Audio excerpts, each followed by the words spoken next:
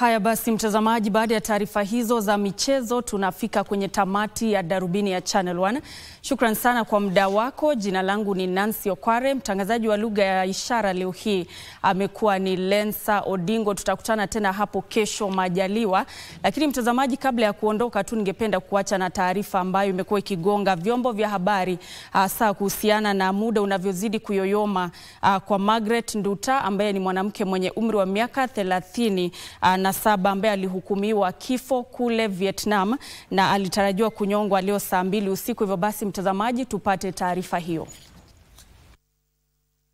Masaibu yanayomsibu Nduta yaliwasilishwa katika bunge la kitaifa siku ya Ijumaa, huku kamati ya ulinzi, ujasusi na mahusiano ya kigeni ikielekezwa kupata majibu kuhusu hatua zilizochukuliwa na serikali kuhusiana na swala hilo.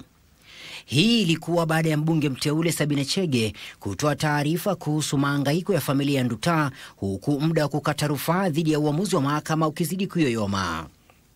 Rufaa za kidiplomasia za Kenya hazijazaa matunda kutokana na sheria kali za makosa ya ulanguzi wa dawa za kulevya nchini Vietnam, hali inayoangazia changamoto za juhudi za serikali za kupinda adhabu ya kifo dhidi ya mtuhumiwa. Familia yake ilikuwa imeomba Nduta arejeshwe humu nchini na kufungwa badala ya kunyongwa nchini Vietnam. Michael Mwandiga, Darubini.